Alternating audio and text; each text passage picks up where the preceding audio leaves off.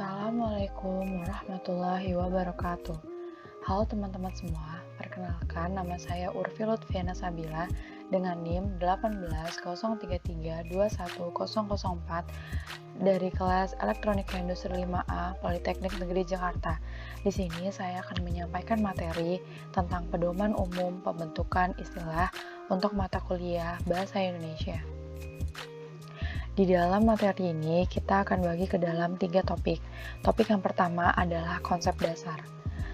Sebelum masuk ke topik yang pertama, di sini ada definisi dari istilah, yaitu adalah kata atau gabungan kata yang dengan cermat mengungkapkan konsep, proses, keadaan, atau sifat yang khas dalam bidang tertentu. Nah, di dalam topik konsep dasar ini akan dibagi ke dalam 8 subtopik. Yang pertama adalah tata istilah dan tata nama istilah. Tata istilah ialah pembentukan istilah dan kumpulan istilah yang dihasilkannya. Sedangkan tata nama istilah adalah penamaan beberapa cabang ilmu beserta kumpulan nama yang dihasilkannya. Contohnya pada cabang ilmu biologi atau kimia.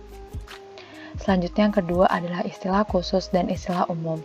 Istilah khusus adalah istilah yang maknanya terbatas pada suatu bidang tertentu. Contohnya surplus, elit, eksekusi. Istilah umum ialah istilah yang menjadi unsur bahasa yang digunakan secara umum. Contohnya kecerdasan, kebijakan, perencanaan. Selanjutnya yang ketiga ada kata dasar peristilahan. Ialah istilah dengan tidak mengalami penurunan bentuk atau yang dipakai sebagai alas istilah yang berbentuk turunan. Contoh di sini ada kata dasar impor, bentuk turunannya pengimpor. Ada kata dasar proklamasi, bentuk turunannya memproklamasi. Selanjutnya yang keempat adalah imbuhan peristilahan. Ialah bentuk yang ditambahkan pada bentuk dasar sehingga menghasilkan bentuk turunan yang dipakai sebagai istilah. Di sini contoh, ada bentuk kata pen ditambah bentuk dasar cacah menjadi pencacah. Juga ada lapis ditambah an menjadi lapisan. Selanjutnya yang kelima ada kata berimbuhan peristilahan. Ialah istilah berbentuk turunan yang terdiri atas kata dasar imbuhan. Maksudnya atas kata dasar dan imbuhan. Contoh, di sini ada kata dasar sistem. Nah, terus juga ada kata imbuhan jadi bersistem. Terus ada juga pendakwaan. Terus ada juga pepolimeran. Nah, selanjutnya ada kata ulang peristilahan. Ialah istilah yang berupa ulangan kata dasar seutuhnya atau sebagian dengan atau tanpa pengimbuhan dan perubahan bunyi. Contoh jari, jejari, langit, langit-langit, pohon, pepohonan. Nah, selanjutnya adalah gabungan kata peristilahan, yaitu istilah yang terbentuk dari beberapa kata. Contoh ada angkatan bersenjata, daya angkut, komisiaris utama.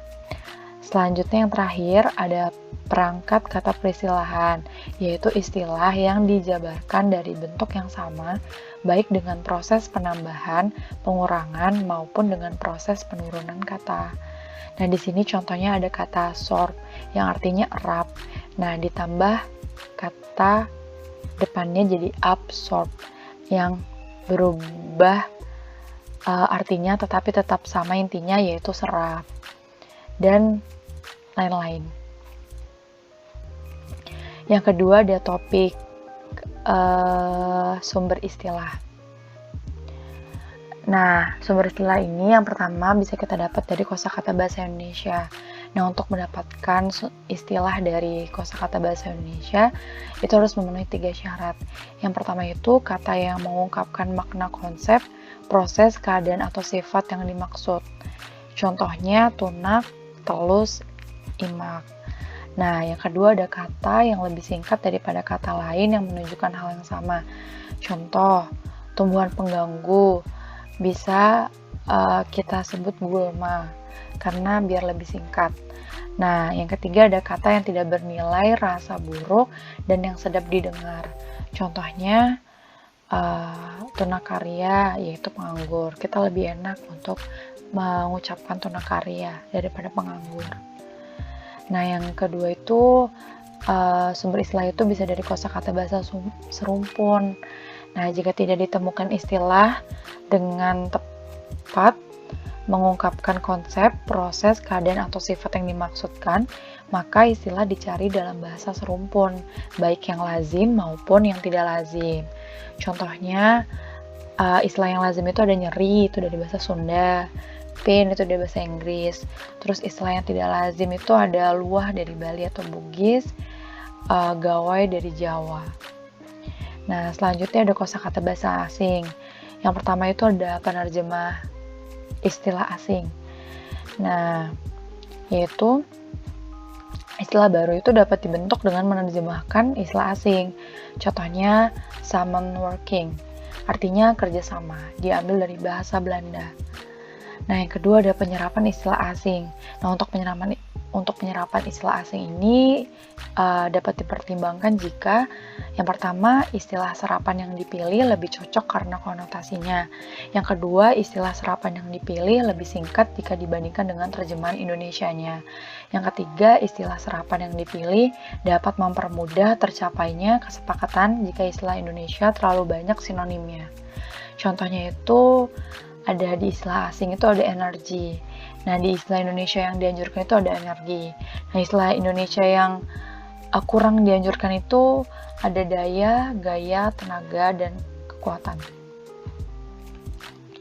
Selanjutnya, ada macam dan sumber bentuk serapan. Nah, pemilihan bentuk dilakukan dengan mempertimbangkan yang pertama ada konteks, situasi, dan ikatan kalimat, yang kedua ada kemudahan belajar bahasa, yang ketiga ada kepraktisan. Contohnya di sini ada fundamental, mathematics, atau matematika. Nah, selanjutnya ada istilah asing yang bersifat internasional, yaitu istilah asing yang ejaannya bertahan dalam banyak bahasa, dipakai juga dalam bahasa Indonesia dengan syarat diberi garis bawah atau dicetak miring. Contohnya ada in vitro, itu artinya di dalam tabung melalui percobaan laboratorium. Nah, jadi kalau misalnya kalimat in vitro ini mau ditulis, ya itu harus dicetak miring atau digaris bawahi. Nah, di sini kita tahu nih, untuk prosedur pembentukan istilah itu diambil step by step. Yang pertama itu diambil dari tadi kosakata bahasa Indonesia dulu, dari yang lazim dan tidak lazim, lanjut dicari ke kosakata bahasa serumpun, sama dicari yang lazim dan yang tidak lazimnya juga. Selanjutnya masuk ke istilah dalam bahasa Inggris, terus istilah dalam bahasa asing. Nah, dari step-step yang tadi itu bakal dipilih yang mana yang terbaik untuk dijadikan istilah. Nah, masuk topik yang ketiga, topik yang terakhir adalah aspek tata bahasa dalam peristilahan. Yang pertama itu ada bentuk dasar. Di sini ada 4 bagian. Yang pertama ada nomina, contohnya itu kaidah atau rule. Yang kedua ada adjektiva, yaitu kenyal atau elastik. Yang ketiga ada verba, uji atau tes. Yang keempat itu ada numeralia, 1, 2 atau 1, 2. Nah, yang kedua itu ada bentuk grafiks, yaitu disusun dari bentuk dasar dengan penambahan prefix, infiks, sufiks, dan konfiks. Contohnya ada bentuk pirsa menjadi pemirsa, bukan pirsawan. Hantar menjadi keterhantaran, bukan kehantaran. Selanjutnya yang ketiga ada bentuk ulang, yaitu ulangan bentuk dasar utuh atau sebagian dengan atau tanpa pengimbuhan dan perubahan bunyi. Nah, di sini ada bentuk ulang suku awal, laki, lelaki, bentuk ulang brafiks, daun, dedaunan, bentuk ulang salin suara, sayur, sayur mayur. Selanjutnya ada bentuk majemuk dan analogi. Di sini bentuk majemuk adalah penggabungan dua bentuk kata atau lebih, contohnya garis lintang dan kereta api listrik. Selanjutnya ada bentuk analogi, yaitu istilah bentuk yang bertolak belakang dengan pola istilah yang sudah ada, contohnya pegolf atau golfer. Nah, selanjutnya ada bentuk meta-analisis, yaitu terbentuk melalui analisis unsur yang keliru. Contohnya ada kata dasar perinci yang kita kira itu pe plus rinci, sehingga memunculkan kata baru yaitu rinci dan rincian. Nah, selanjutnya ada singkatan, yaitu istilah bentuk singkatan yang penulisannya itu dipendekkan. Contohnya kita nulis sentimeter jadi cm, liter jadi L, dan sinus menjadi sin. Nah, yang terakhir ada bentuk akronim, yaitu istilah pemendekan bentuk majemuk yang berupa gabungan huruf awal suku kata, gabungan suku kata, ataupun gabungan dari huruf awal. Contohnya ada air susu ibu menjadi ASI, diambil dari gabungan dari huruf awal A, S, dan I. Selanjutnya ada bukti pelanggaran menjadi tilang, terus ada peluru, kendali menjadi rudal. Demikian materi yang saya sampaikan, kurang lebih mohon maaf. Wassalamualaikum warahmatullahi wabarakatuh.